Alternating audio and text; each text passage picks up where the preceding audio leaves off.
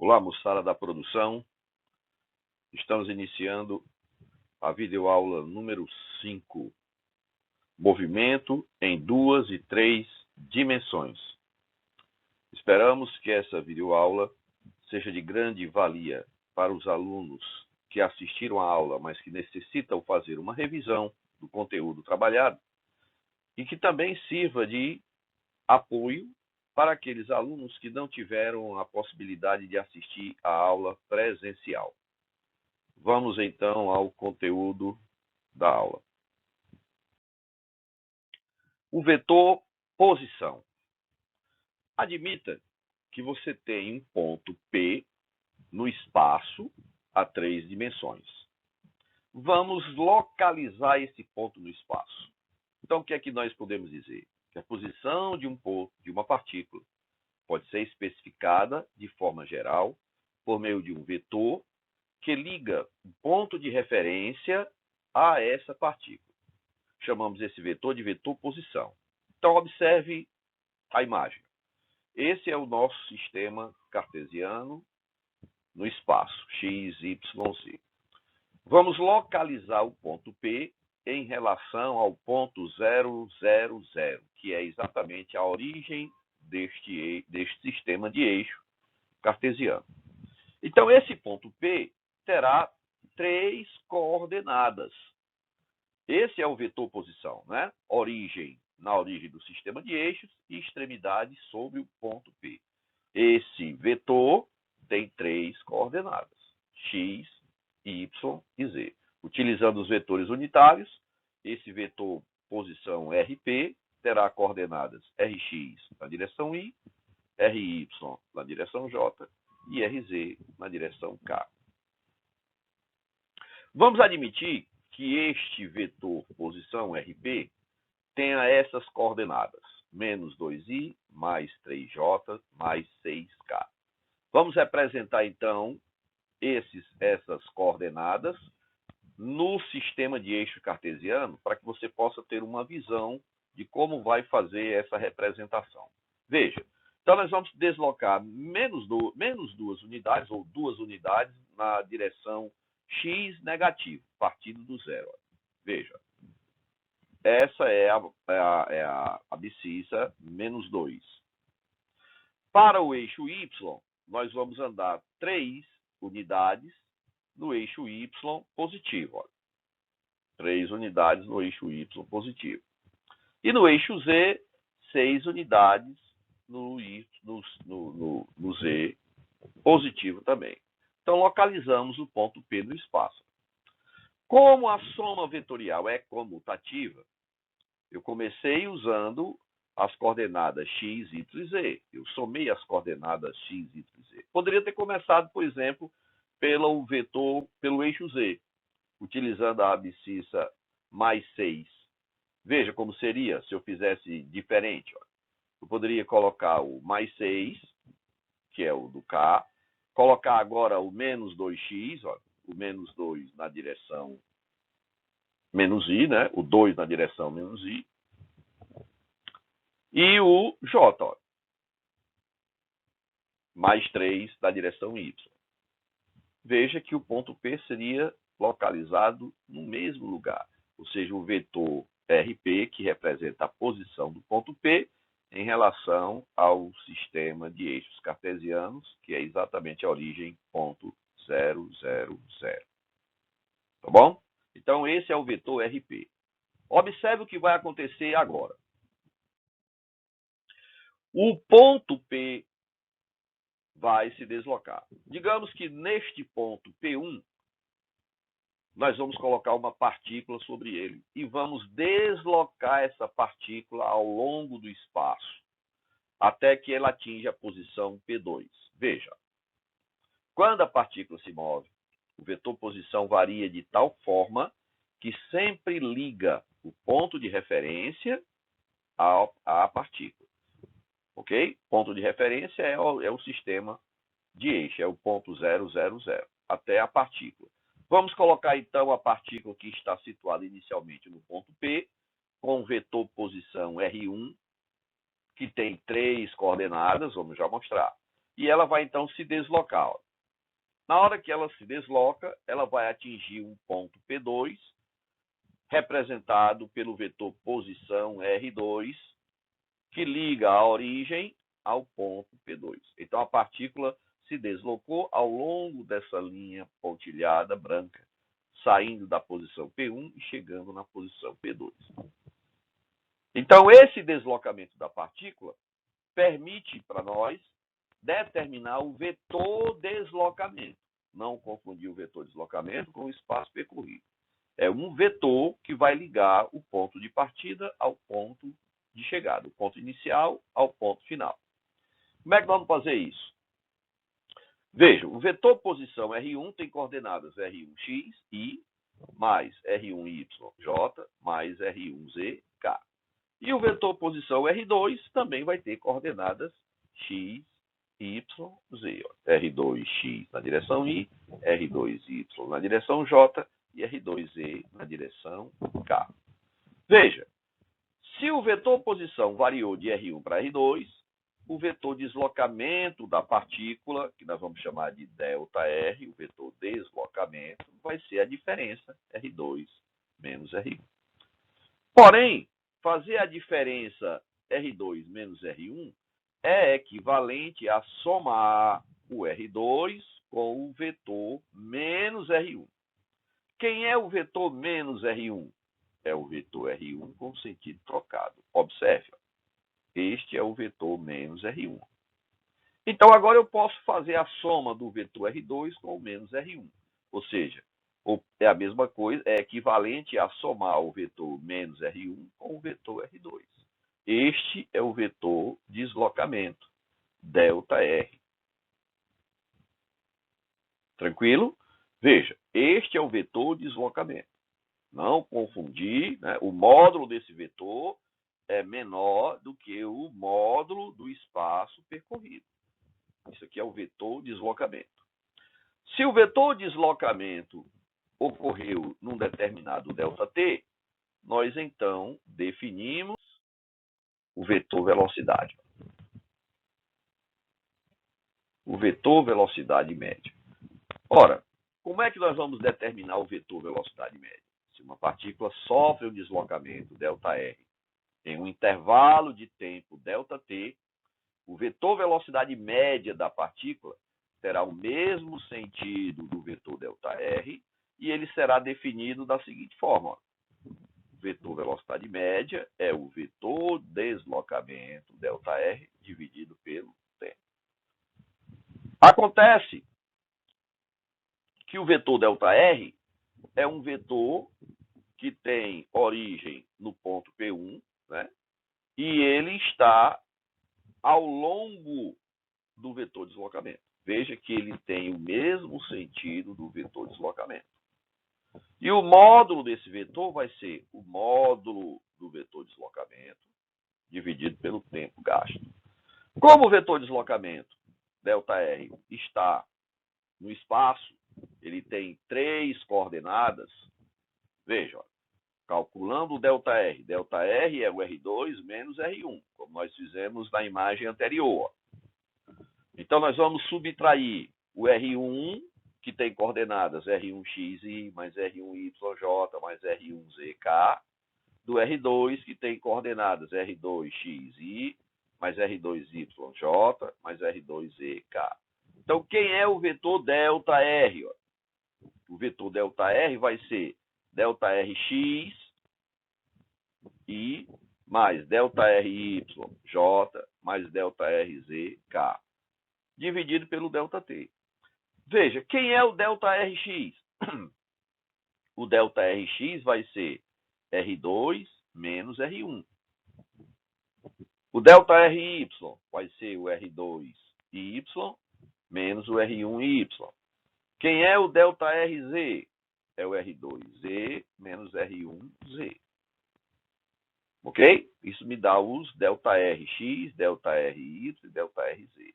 Ora, ΔRx dividido por ΔT vai dar o Vxi. O ΔRy dividido pelo ΔT vai dar o Vyj.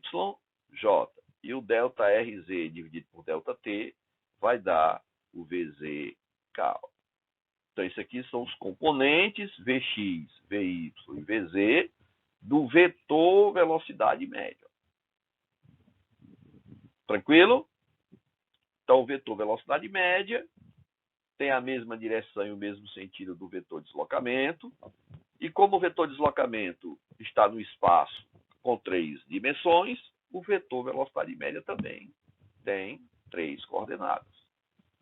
Agora nós vamos fazer o seguinte. Vamos diminuir o intervalo de tempo entre o ponto P1 e o ponto P2. Vamos diminuir esse tempo, esse intervalo, vamos diminuir, até que a gente possa determinar o vetor velocidade instantânea. Veja, quando falamos da velocidade de uma partícula, em geral, estamos falando da velocidade V, em um dado instante.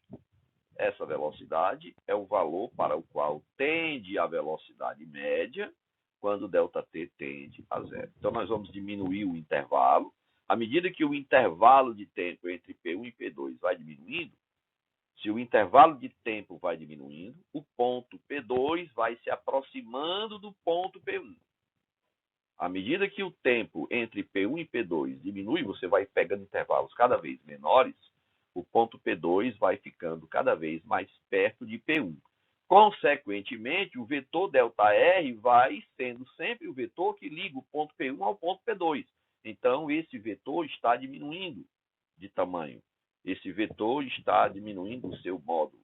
E aí ele está tendendo à medida que P2 se aproxima de P1, o vetor ΔR, vetor de deslocamento, se aproxima da tangente no ponto P1, tangente à curva que ele realizou de P1 para P2.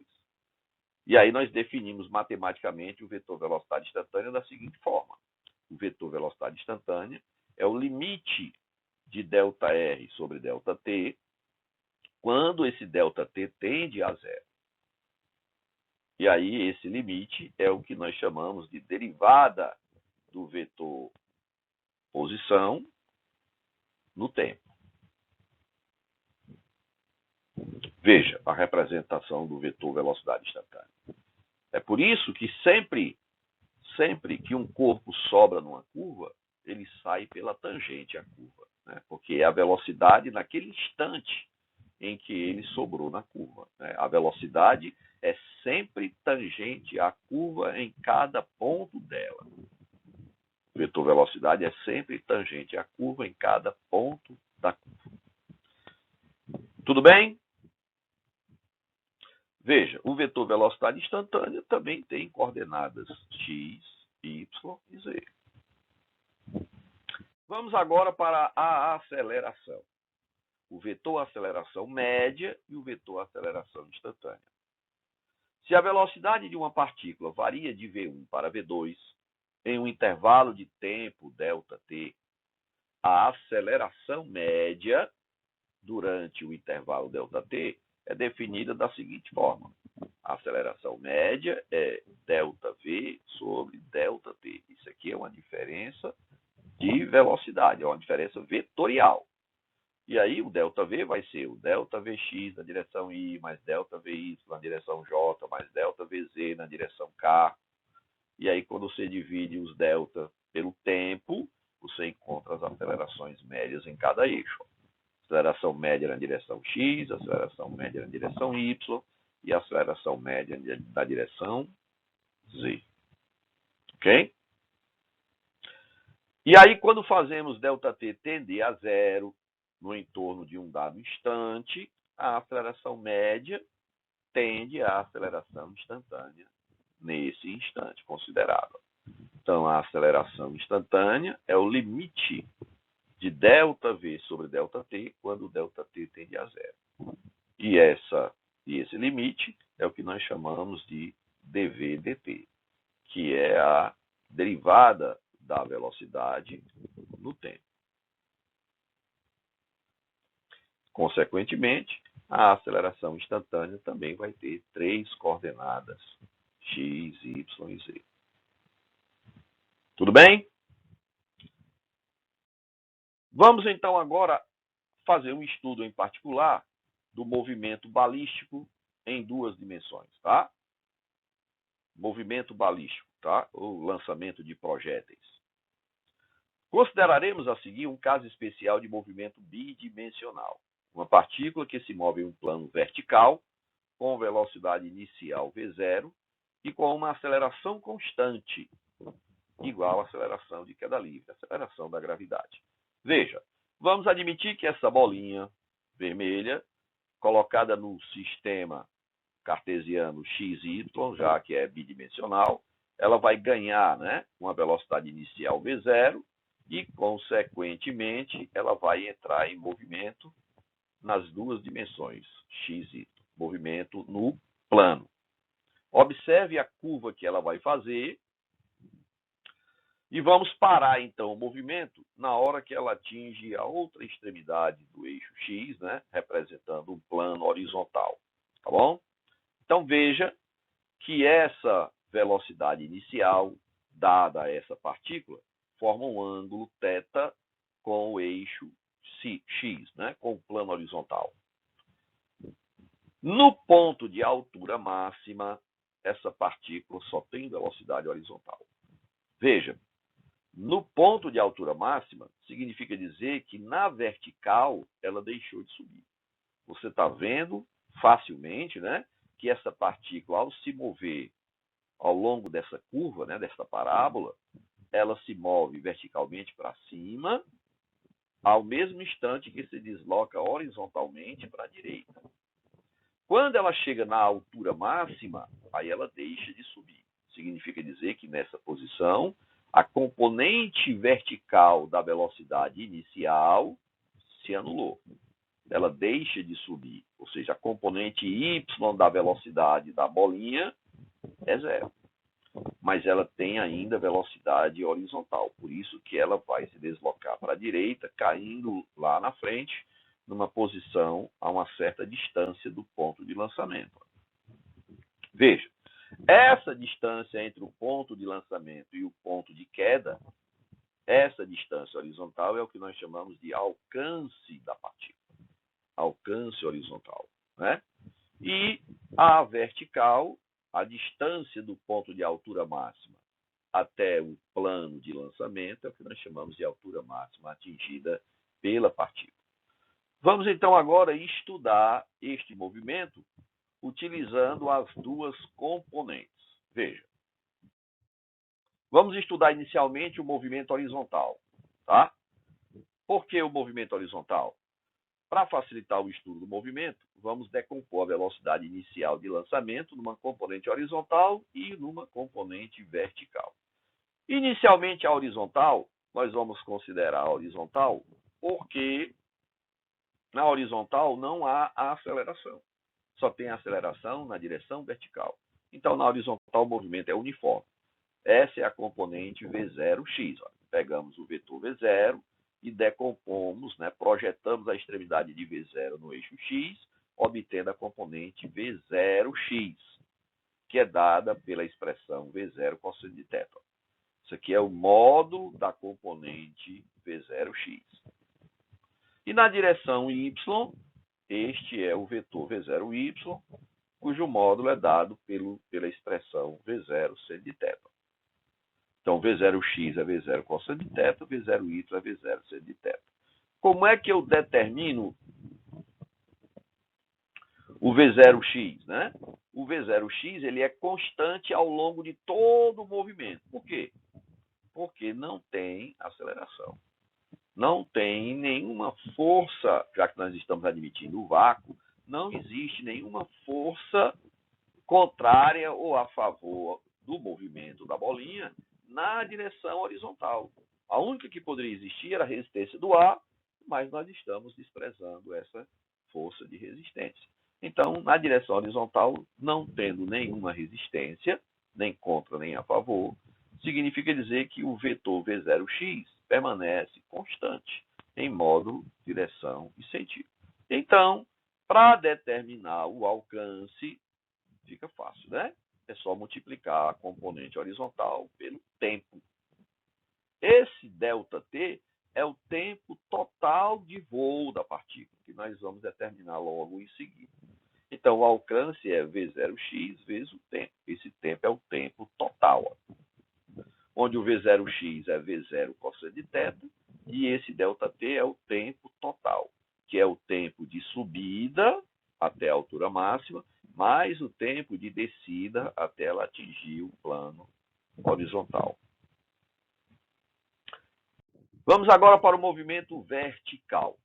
Então, primeiro vamos calcular o tempo que ela gasta para subir. Ora, o tempo que ela gasta para subir, nós vamos utilizar a componente vertical da velocidade. Por quê? Porque nós temos a velocidade inicial na vertical, que é o V0y, e sabemos que quando ela atinge a altura máxima, o Vy é zero. Na altura máxima, o Vy é zero. E a gravidade é g para baixo. Então, nós podemos usar a equação da velocidade. Veja, Vy é igual a V0y menos gt. O Vy é zero, o V0y é V0 seno de θ, g é g e o t nós vamos chamar de ts, que é o tempo de subida. Substituindo, ficamos com zero, V0 seno de θ menos gts. Vamos isolar o ts, né? GTS é V0 seno de θ, TS é V0 seno de θ sobre G. Esse é o tempo de subida. Para calcular a altura máxima, eu tanto posso usar a equação da posição na vertical, como utilizar a equação de Torricelli para determinar a altura máxima. Usando Torricelli, olha, porque aí eu não preciso usar o tempo de subida, né? Usando o Torricelli, eu vou encontrar a altura máxima. Veja, o Vy na altura máxima é zero. Então, ficou zero igual. O V0y é V0 seno de θ ao quadrado menos 2g vezes o h máximo. Quando esse h é máximo, o Vy é zero. E aí, organizando a equação para explicitar o h máximo, nós vamos ter 2gh máximo igual a V0 seno de θ ao quadrado. Logo, o h máximo é V0 seno de θ elevado ao quadrado, dividido por 2g. Essa é a expressão da altura máxima. Tudo bem? Vamos, então, determinar o alcance. E aí, em seguida, calcular o alcance máximo, né? Veja, para determinar o alcance A, lembrar, né? Dos slides anteriores, o alcance é V0 cosseno de θ vezes o tempo total. Só que o tempo total, que é o tempo de voo, é 2 vezes o tempo de subida. Olha. O tempo total é 2 vezes TS. Onde o TS é V0 seno de θ sobre G. Olha. Então, vai ficar 2 vezes V0 seno de θ sobre G. Substituindo o tempo total na equação do alcance, nós vamos ter a seguinte situação. Ó. A igual a V0 cosseno de θ, vezes o tempo total, que é 2 V0 seno de θ sobre G. Ó. Vamos organizar essa expressão, né?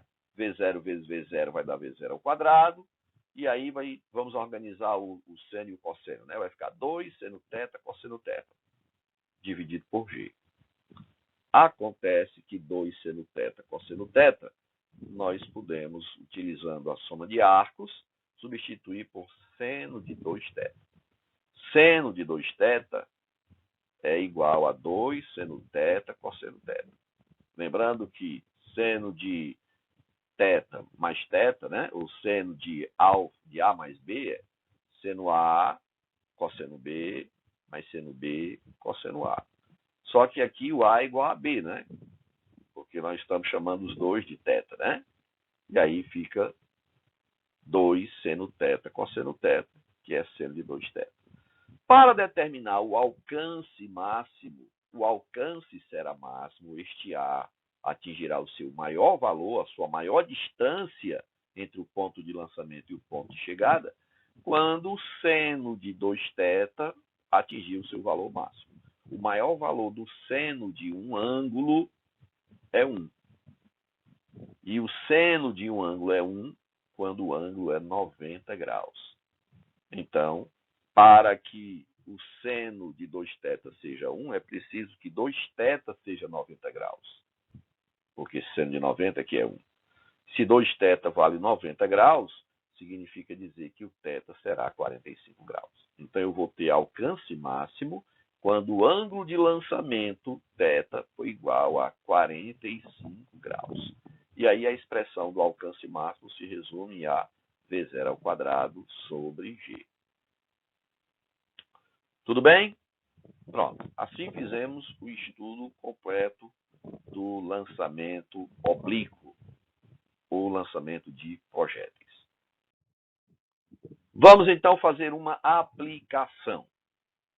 Veja, um corpo é lançado obliquamente no vácuo com velocidade inicial V0 igual a 100 metros por segundo, numa direção que forma com a horizontal um ângulo θ, tal que seno de θ é igual a 0,8, cosseno de θ é 0,6, vamos adotar a gravidade como sendo 10 metros por segundo ao quadrado e vamos desprezar a resistência do ar.